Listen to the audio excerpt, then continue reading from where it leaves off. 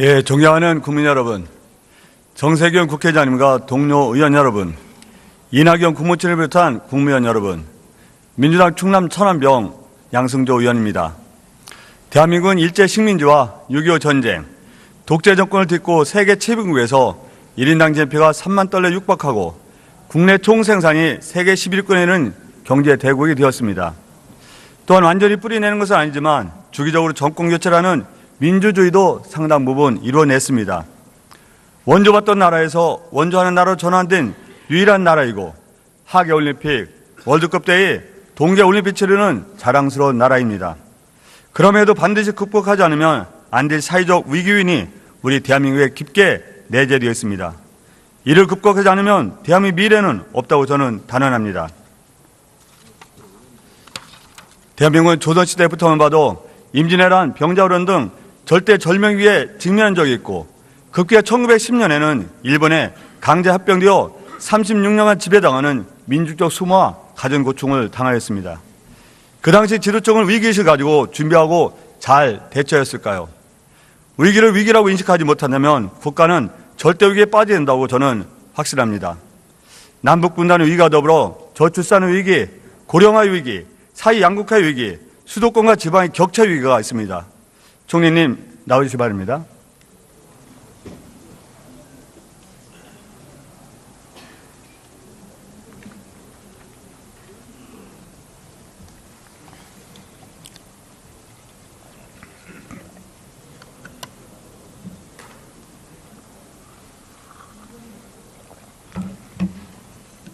총리님, 우리 사회에 이런 위기가 내재한다는 것을 동의하십니까? 네, 저도 의원님과 똑같은 위기의식을 느끼고 있습니다. 대한민국 16년째 OECD 국가 중 출산율 꼴찌를 기록하고 있습니다. 1971년 102만 명의 출산한 수가 2000년에 63만 명, 2016년에 40만 6천 명, 2017년에는 36만 명으로 급격하게 떨어지겠습니다. 이런 출산율이 지속된다면 2100년경에 대한민국 인구는 얼마나 감소할 것이라고 예측하십니까? 네, 아주 비관적인 전망이 많이 나오고 있는 걸로 압니다. 네. 삼성경제연구소에 의하면 2100년에는 5천만 대한민국 인구가 2468만 명으로 2500년에는 33만 명밖에 남지 않을 것이라는 통계가 있습니다. 2013년 국회 입법조사처 연구 결과에 의하면 5100만 인구가 2100년이면 약 2천만 명, 2750년은 빵명으로 대한민국을 소멸한다는 예측 결과가 있습니다.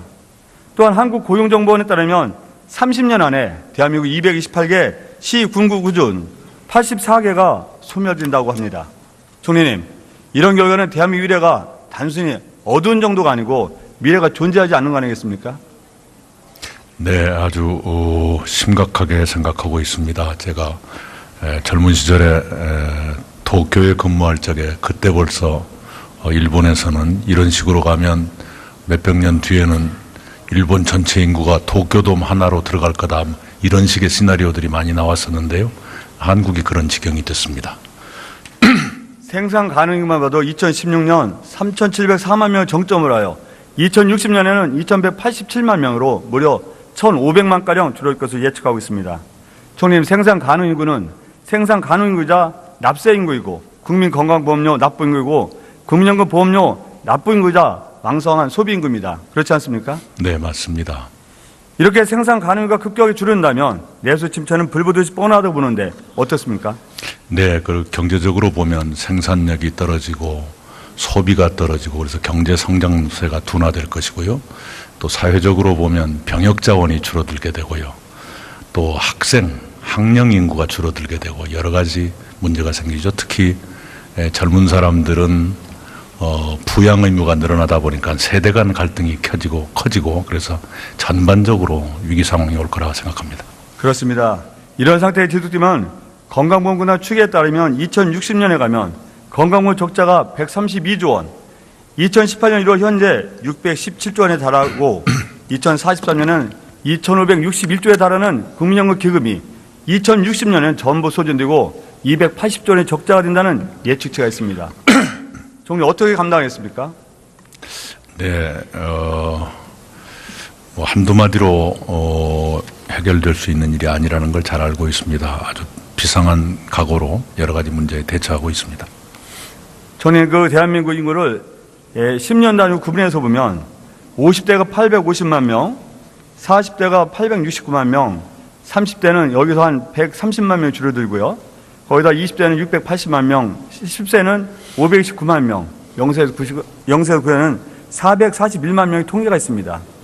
어느 나라가 우리 대한민국 같은 경우는 40대와 0세에서 9세를 보면 무려 430만 명이 줄어듭니다. 전체 인구의 한 11분의 1 정도 되는데 어느 나라가 이렇게 30년 단위로 해서 전체 인구의 12분의 1 정도, 11분의 1 정도 인구가 줄어든 나라가 있다고 보십니까? 네, 세계에 유례가 없을 만큼 출산율 저하가 빨리 진행되고 고령화 또한 세계에서 가장 빨리 진행되고 있는 나라가 대한민국입니다. 총리께서 저출산의 심각성을 절감하시고 계시죠? 네, 제가 2010년부터 12년까지 2년 동안 우리 양승조 의원님과 함께 보건복지위원회에서 일할 적에 그때 벌써 양승조 의원님께서 저출산의 심각성에 대해서 많이 말씀하신 걸 기억하고 있습니다. 총리께서 저출산의 원인 중 가장 주요한 원인이 몇 가지만 몇 가지만 꼽아주시겠습니까? 우선은 보육의 어려움, 그리고 특히 청년 세대들이 현재뿐만 아니라 미래에 대해서도 자신을 못하고 있다는 것, 특히 여성들의 경우에는 직장의 불안정성, 그리고 이른바 경력 단절의 두려움, 이런 것들이 작용하고 있다고 생각합니다. 네, 맞습니다.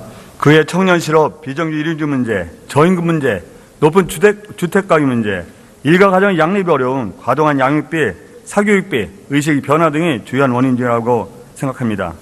총리, 대한민국 혼인 중의 자가 출산 중에서 얼마나 차지한다고 보십니까? 어떤 것입니까? 혼인 중의 자, 혼인 신고를 해야만 태어난 아이들. 그 통계는 제가 외우지 못하고 있습니다. 예, 제가 말씀드리겠습니다. 네. 대한민국 특이하게도 출산화 중 혼인 중의 자 출산화 수가 98% 정도에 이릅니다. 이런 상황 통계를 보면 혼인을 해야만 대한민국 출산화 수가 는다는 것은 자명한 일이라고 생각합니다. 그런데 혼인 건수를 보면 2015년 30만 3천 건에서 2010년 28만 2천 건, 2017년에는 26만에서 27만 건으로 추정되었습니다. 해마다 2만 건씩 줄어드는 게 현재 추산했는데 실질적으로 혼인을 하지 않는 이유, 할 수 있는 여건을 보고 하지 않는 분도 있습니다. 의식이 변화하죠. 그렇지만 하고 싶어도 못하는 일이 상당히 많다는 것은 알고 있습니까? 예, 용어만 해도 과거에는 미혼이라 했지만 요즘은 아예 비혼이라 해서 결혼 자체를 포기하거나 또는 결혼을 처음부터 할 생각이 없거나 하는 그런 사람이 늘고 있는 것 같습니다. 예, 총리님 한번 표 좀 보시죠. 20대, 30대 남성들이 소득 분포에 따른 혼인 여부를 살펴봤습니다. 소득상의 10% 혼인율은 82.5%에 비하여 소득하의 10%의 혼인율은 6.9%였습니다. 총리, 이것은 무엇을 뜻할까요? 네, 여러 가지 통계가 있습니다만 요컨대 미래에 대한 불안감이 크게 작용하고 있다 보이고요. 혼인율뿐만 아니라 출산율도 저소득층에서 더욱 낮은 것으로 나타나고 있습니다. 소득하의 10%가 6.9%, 소득상의 10%인 것은 이분들은 혼인을 안 하는 것이 아니라 못하는 것이라고 생각합니다. 실업과 취업, 비정규 일용직 문제, 저임금이 가장 커다란 원인이라고 생각합니다. 총리님, 혼인율을 높이려면 청년 실업 해소하고 비정규 일용직 정규직하고 저임금을 해소해야 된다고 판단하는데 어떻습니까? 네, 우선 아까도 말씀드린 대로 청년 세대가 현재에 대해서 또 동시에 미래에 대해서 안심감과 자신감을 갖도록 하는 것이 기본적인 요건이라고 생각합니다. 2018년 1월 기준 서울 가구당 평균 아파트 매매 가격은 7억 원 정도, 전세 가격은 4억 5천만 정도였습니다. 청년들이 어느 천년에 돈을 벌어서 전세라도 얻겠습니까? 이런 면에서 볼 때 청년들 신혼부부에게 임대주택을 아주 과감하게 늘 것을 제안하는데 어떻습니까? 네, 우리 국토교통부가 바로 그 문제에 착안해서 청년 세대, 특히 신혼부부를 위한 임대주택 공급 계획을 충분히 가지고 있습니다. 또한 보건사의 연구에 의하면 2명 아이 양육비가 월 128만 6천 원이고 초중고등 학생 사교육비 규모가 약 18조 원에 이릅니다. 이 문제를 해결하지 않고는 저출산 문제를 해결할 수 없다는데 어떻습니까? 네, 동의합니다. 총리님, 정권이 명을 건 정부의 과감하고 획기적인 결단이 필요하다고 봅니다. 동의하시죠? 네, 이제까지 수많은 출산 장려 정책이 있었지만 소기의 성과를 거두지 못하고 출산율은 계속 떨어지고 있습니다. 모두에 제가 말씀드린 것처럼 심각한 위기의식을 가지고 비상하게 대처해도 될까 말까 할 문제다. 이 정도의 위기의식을 가지고 있습니다. 저는 대한민국에는 여러 가지 사회적 위기적 현상이 드러나고 있습니다. OECD 국가 자살률 1위를 15년째 기록하고 있습니다. 오죽하면 스스로 목숨을 끊겠습니까? 또한 지난 현대경제연구원이 지난 4월 발표한 설문조사에 보면 응답자의 83.4%가 아무리 열심히 노력하더라도 계층 상승 가능성이 낮다고 했습니다. 정부 조사에 의뢰되도 국민 중 62%가 넘는 사람이 계층 상승 가능성이 낮다고 대답한 바 있습니다. 이 문제는 어떻게 생각하십니까? 네, 계층 구조가 경직화되고요. 또 이른바 세습이라고 할까요? 빈부가 세습화되는 것이 더욱더 고착화 되고 있는 것은 매우 안 좋은 징조라고 생각하고요. 이것이 가난한 사람들 또 젊은 사람들에게 깊은 절망감을 드리고 있다 하는 걸 느끼고 있습니다. 더구나 2010년 1월 잡코리아 사이트가 한 여론조사에서는 무려 국민의 70.8%가 여건이 되면 이민가를 이사하겠다고 대답했습니다. 또한 지난 10년간 국적 포기자만 해도 22만 3,611명에 이르고 있습니다. 어떻습니까? 네, 이민을 생각한 적이 있다는 국민이 이렇게 많다는 게 저에게도 충격적이고요.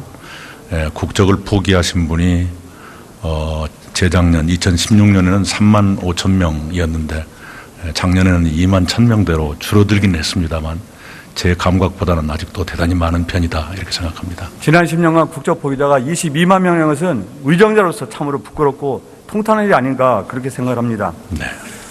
이런 위기 현상을 극복하는데 가장 주요한 원인 중에 사회 양극화 현상, 이 문제를 해소하는데 정부 측에서 결단을 주시를 부탁 말씀드리겠습니다. 네. 예, 됐습니다. 네. 봉호집 장관님 나오시기 바랍니다.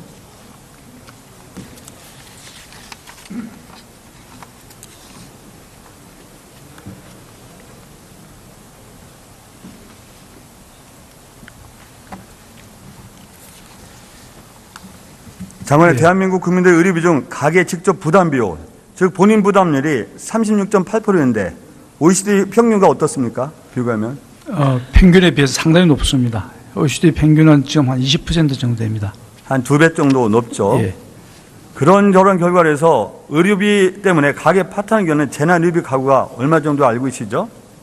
전체 가구의 한 4.5%, 가구 수로 치면 한 84만 가구 정도 됩니다. 예, 그렇습니다.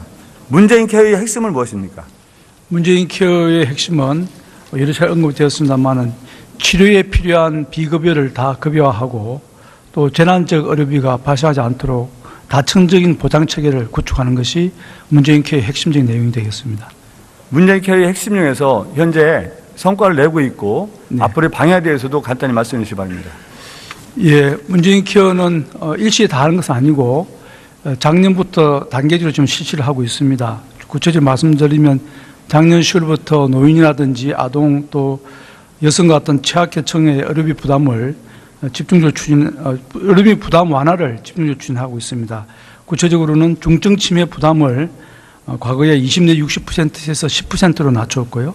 노인 설립 부담을 50%에서 30% 낮췄습니다. 그리고 난임 시술을 건강보험을 적용을 하기 시작했고 아동 입원 진료비 같은 경우에는 과거에 20% 내외에 있던 것을 5%로 대폭 낮춰서 지금 시행을 하고 있습니다.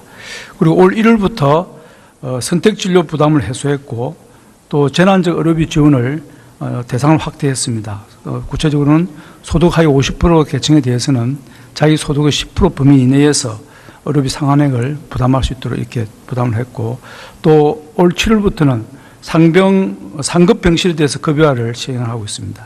그 외에도 이제 국민 부담이 큰 MRI라든지 초음파 같은 것을 단계적으로 좀 급여해 나갈 그런 계획을 추진해 나가고 있습니다. 그 결과 국민들이 의료비 부담이 상당히 많이 줄어들었고 이를 위해서는 또 저희들이 의료계라든지 시민단체도 나오고 보다 활발한 대화를 통해서 정책이 좀 안착될 수 있도록 최선을 다할 계획입니다. 문재인 케어의 방향은 옳다. 다만 그 재정적 부담을 어떻게 감당할 것이냐 이런 우려가 있는 것에 대해서 어떻게 설명해 주시기 바랍니다.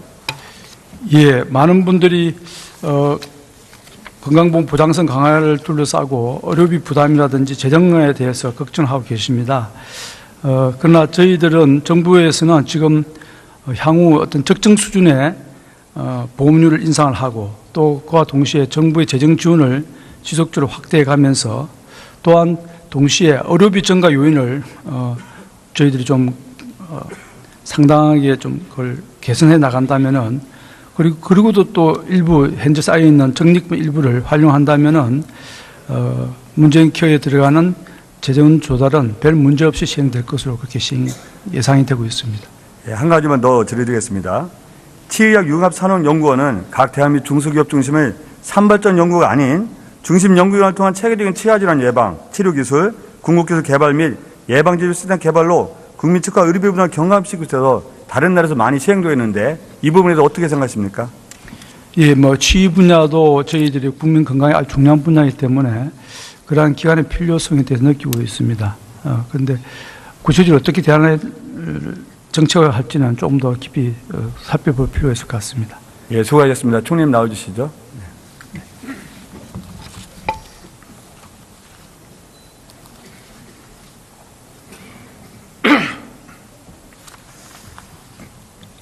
예, 총리님, 천안 독립기념관까지 수도권 전철 연장 문제, 천안 역사가 10년 임시 역사인데 이 부분은 대통령 공약사항이십니다. 이 부분에서 어떻게 정부에서 준비하고 계신가요? 네, 우선 천안역에서 독립기념관까지의 그 교통이 만만치가 않습니다. 역이나 터미널에서 내려서 기념관 가려면 택시를 타긴 너무 멀고요. 시내버스를 타자니 또 번거롭고 그래서 그 문제가 나오는데 현재 사전 타당성 조사를 하고 있고요. 천안 역사를 임시 역사에서 정식 역사로 바꾸는 문제는 천안역을 이용하시는 분들이 대단히 많으시고요.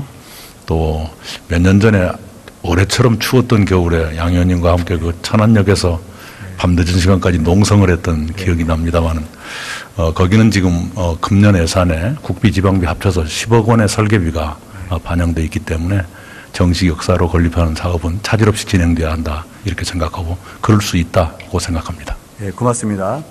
예, 충남 KTX 논산역 정차 문제, 당진항과 평택항의 그 해상 경제 문제, 또 서산과 군산 간에 공동으로 구형 문제가 현안 문제인데 이 부분에 대해서 좀 염두에 두시기 바랍니다. 네, 그 중에서 하나만 말씀을 드리자면 논산역 문제는 주변에 다른 역이 좀 가까이 있다는 문제는 있습니다만 요일이나 시간대별로 논산역을 많이 이용자가 많은 시간에는 그쪽에 서게 하고 그 주변 역에서 안 서게 하고 이런 식의 그 조정이 가능한지 모르겠습니다. 하여튼 논산역 문제는 KDI가 재조사, 타당성 재조사를 하고 있습니다. 다른 문제는 검토를 하겠습니다. 예, 감사합니다. 네. 서면을 자세히 답변해 주시기 바랍니다. 환경부 장관 나와주시죠.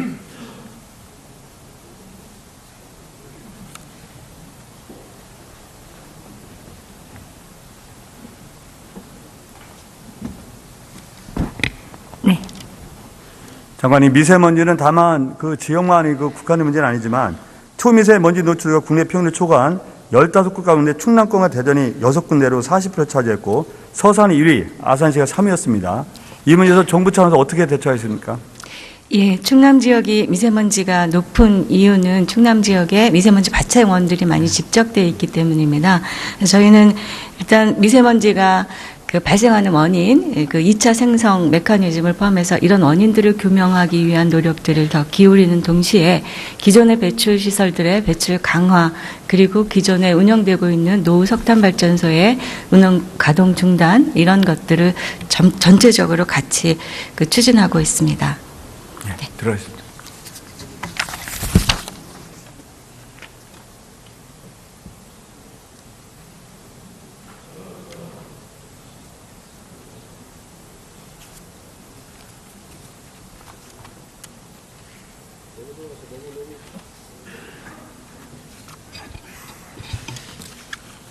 예, 존경하는 선배 동료 여러분, 그리고 존경하는 국민 여러분, 촛불이 만든 새 정부가 출범했고 이제 우리는 새로운 대통령과 함께 새로운 대한민국, 국민이 더 행복한 대한민국에 나아가고 있습니다. 대한민국의 4대 위기를 해소하고 국민이 더 행복한 대한민국에 우리가 어떤 자세를 가져야 되는지 정말로 다시 한번 생각해보고 더 큰 고민을 해야 할 텐니다. 경청해 주셔서 감사합니다. 예, 양승조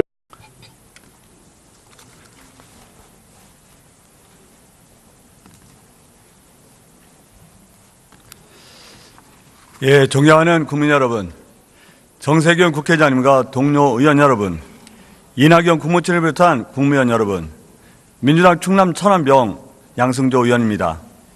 대한민국은 일제 식민지와 6.25 전쟁, 독재 정권을 딛고 세계 채비국에서 1인당 GDP가 3만 달러에 육박하고 국내 총생산이 세계 11위권에 있는 경제 대국이 되었습니다.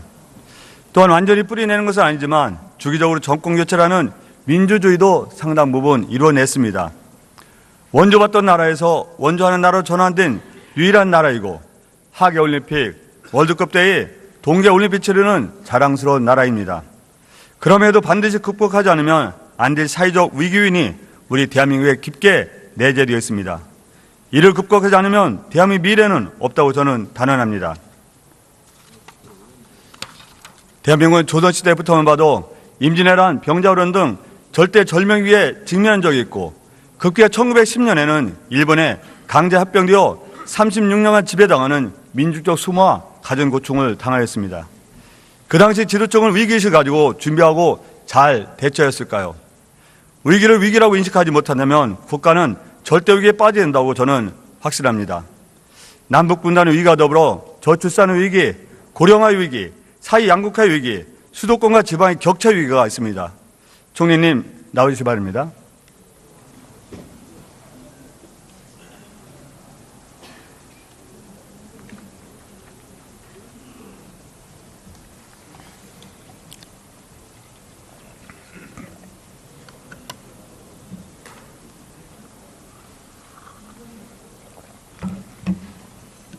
총리님, 우리 사회에 이런 위기가 내재한다는 것을 동의하십니까? 네, 저도 의원님과 똑같은 위기의식을 느끼고 있습니다.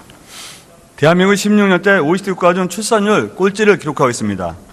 1971년 102만 명의 출산할 수가 2000년에 63만 명, 2016년 위한 원인이라고 생각합니다. 총리님, 대한민국 혼인 중의 자가 출산 중에서 얼마나 차지한다고 보십니까? 어떤 것입니까? 혼인 중의 자, 혼인 신고를 해야만 태어난 아이들. 그 통계는 제가 외우지 못하고 있습니다. 예, 제가 말씀드리겠습니다. 네. 대한민국 특이하게도 출산화 중 혼인 중의 자 출산화 수가 98% 정도에 이릅니다. 이런 상황 통계를 보면 혼인을 해야만 대한민국 출산화 수가 는다는 것은 자명한 일이라고 생각합니다. 그런데 혼인 건수를 보면 2015년 30만 3천 건에서 2010년 28만 2천 건, 2017년에는 26만에서 27만 건으로 추정되었습니다. 해마다 2만 건씩 줄어드는 게 현재 추산했는데 실질적으로 혼인을 하지 않는 이유, 할 수 있는 여건을 보고 하지 않는 분도 있습니다. 의식이 변화하죠. 그렇지만 하고 싶어도 못하는 일이 상당히 많다는 것은 알고 있습니까? 예, 용어만 해도 과거에는 미혼이라 했지만 요즘은 아예 비혼이라 해서 결혼 자체를 포기하거나 또는 결혼을 처음부터 할 생각이 없거나 하는 그런 사람이 늘고 있는 것 같습니다. 예, 총리님 한번 표 좀 보시죠.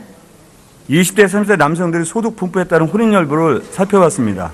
소득 상위 10% 혼인율은 82.5%에 비하여 소득 하위 10% 혼인율은 6.9%였습니다. 총리, 이것은 무엇을 뜻할까요?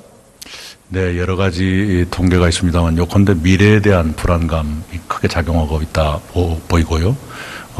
혼인율뿐만 아니라 출산율도 저소득층에서 더욱 낮은 것으로 나타나고 있습니다. 소득 하위 10%와 6.9%, 소득 상위 10%라는 것은 이분들은 혼인을 안 하는 것이 아니라 못하는 것이라고 생각합니다. 실업과 취업, 비정규 일용직 문제, 저임금이 가장 커다란 원인이라고 생각합니다. 총리님, 혼인율을 높이려면 청년 실업 해소하고 비정규 일용직 정규직하고 저임금을 해소해야 된다고 판단하는데 어떻습니까? 네, 우선 아까도 말씀드린 대로 청년 세대가 현재에 대해서 또 동시에 미래에 대해서 안심감과 자신감을 갖도록 하는 것이 기본적인 요건이라고 생각합니다. 2018년 1월 기준 서울 가구당 평균 아파트 매매 가격은 7억 원 정도, 전세 가격은 4억 5천만 정도였습니다. 청년들이 어느 천년에 돈을 벌어서 전세라도 얻겠습니까? 이런 면에서 볼 때 청년들 신혼부부에게 임대주택을 아주 과감하게 늘 것을 제안하는데 어떻습니까? 네, 우리 국토교통부가 바로 그 문제에 착안해서 청년 세대, 특히 신혼부부를 위한 임대주택 공급 계획을 충분히 가지고 있습니다. 또한 보건사의 연구에 의하면 2명 아이 양육비가 월 128만 6천 원이고 초중고등 학생 사교육비 규모가 약 18조 원에 이릅니다. 이 문제를 해결하지 않고는 저수자 문제를 해결할 수 없다고 하는데 어떻습니까? 네, 동의합니다. 총리님, 정권이 명을 건 정부의 과감하고 획기적인 결단이 필요하다고 봅니다. 동의하시죠? 네, 이제까지 수많은 출산 장려 정책이 있었지만 소기의 성과를 거두지 못하고 출산율은 계속 떨어지고 있습니다. 모두에 제가 말씀드린 것처럼 심각한 위기의식을 가지고 비상하게 대처해도 될까 말까 할 문제다. 이 정도의 위기의식을 가지고 있습니다.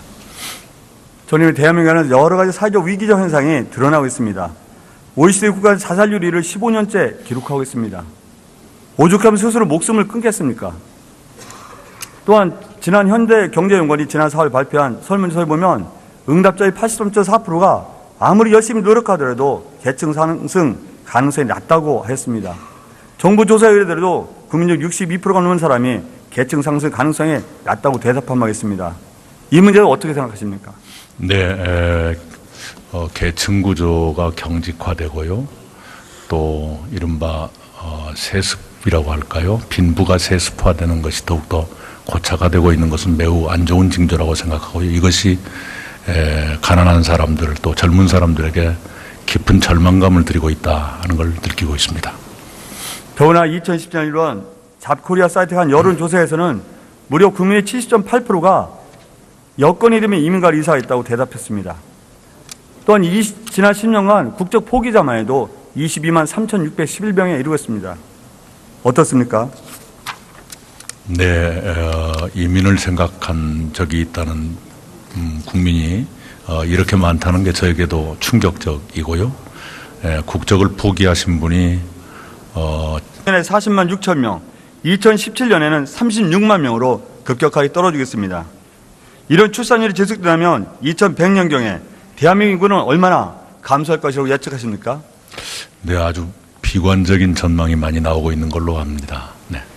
삼성경제연구소에 의하면 2100년에는 5천만 대한민국 인구가 2468만 명으로 2500년에는 33만 명밖에 남지 않을 것이라는 통계가 있습니다. 2013년 국회 입법조사처 연구 결과에 의하면 5100만 인구가 2100년이면 약 2천만 명, 2750년은 빵명으로 대한민국을 소멸한다는 예측 결과가 있습니다. 또한 한국고용정보원에 따르면 30년 안에 대한민국 228개 시, 군구, 구준 84개가 소멸된다고 합니다. 총리님, 이런 결과는 대한민국 미래가 단순히 어두운 정도가 아니고 미래가 존재하지 않는 거 아니겠습니까? 네, 아주 심각하게 생각하고 있습니다. 제가 젊은 시절에 도쿄에 근무할 적에 그때 벌써 일본에서는 이런 식으로 가면 몇백 년 뒤에는 일본 전체 인구가 도쿄돔 하나로 들어갈 거다. 이런 식의 시나리오들이 많이 나왔었는데요. 한국이 그런 지경이 됐습니다. 생산 가능인만 봐도 2016년 3,704만 명을 정점을 하여 2060년에는 2,187만 명으로 무려 1,500만가량 줄어들 것으로 예측하고 있습니다. 총리님, 생산 가능 인구는 생산 가능 인구이자 납세 인구이고 국민건강보험료 납부 인구이고 국민연금 보험료 납부 인구이자 왕성한 소비 인구입니다. 그렇지 않습니까? 네, 맞습니다. 이렇게 생산 가능 인구가 급격히 줄어든다면 내수 침체는 불보듯이 뻔하다고 보는데 어떻습니까? 네, 그 경제적으로 보면 생산력이 떨어지고 소비가 떨어지고 그래서 경제 성장세가 둔화될 것이고요. 또 사회적으로 보면 병역 자원이 줄어들게 되고요. 또 학령 인구가 줄어들게 되고 여러 가지 문제가 생기죠. 특히 젊은 사람들은 부양 의무가 늘어나다 보니까 세대 간 갈등이 커지고 그래서 전반적으로 위기 상황이 올 거라고 생각합니다. 그렇습니다. 이런 상태에 지속되면 건강보험공단 추계에 따르면 2060년에 가면 건강보험 적자가 132조 원, 2018년 1월 현재 617조 원에 달하고 2043년은 2561조에 달하는 국민연금 기금이 2060년에는 전부 소진되고 280조 원의 적자가 된다는 예측치가 있습니다. 총리 어떻게 감당하겠습니까? 네, 뭐 한두 마디로 해결될 수 있는 일이 아니라는 걸 잘 알고 있습니다. 아주 비상한 각오로 여러 가지 문제에 대처하고 있습니다. 저는 그 대한민국 인구를 10년 단위 구분해서 보면 50대가 850만 명, 40대가 869만 명, 30대는 여기서 한 130만 명이 줄어들고요. 거기다 20대는 680만 명, 10세는 529만 명, 0세에서 9세는 441만 명의 통계가 있습니다. 어느 나라가 우리 대한민국 같은 경우는 40대와 0세에서 9세를 보면 무려 430만 명이 줄어듭니다. 전체 인구의 한 11분의 1 정도 되는데 어느 나라가 이렇게 30년 단위로 해서 전체 인구의 12분의 1 정도, 11분의 1 정도 인구가 줄어든 나라가 있다고 보십니까? 네, 세계에 유례가 없을 만큼 출산율 저하가 빨리 진행되고 고령화 또한 세계에서 가장 빨리 진행되고 있는 나라가 대한민국입니다. 총리께서 저출산의 심각성을 절감하시고 계시죠? 네, 제가 2010년부터 12년까지 2년 동안 우리 양승조 의원님과 함께 보건복지위원회에서 일할 적에 그때 벌써 양승조 의원님께서 저출산의 심각성에 대해서 많이 말씀하신 걸 기억하고 있습니다. 총리께서 저출산의 원인 중 가장 주요한 원인이 몇 가지만 꼽으라면 몇 가지만 꼽아주시겠습니까? 우선은 보육의 어려움, 그리고 특히 청년 세대들이 현재뿐만 아니라 미래에 대해서도 자신을 못하고 있다는 것, 특히 여성들의 경우에는 직장의 불안정성, 그리고 이른바 경력 단절의 두려움, 이런 것들이 작용하고 있다고 생각합니다. 예, 맞습니다. 그의 청년 실업, 비정규 일인주 문제, 저임금 문제, 높은 주택 가격 문제, 일가 가정 양립이 어려운 과도한 양육비, 사교육비, 의식 변화 등이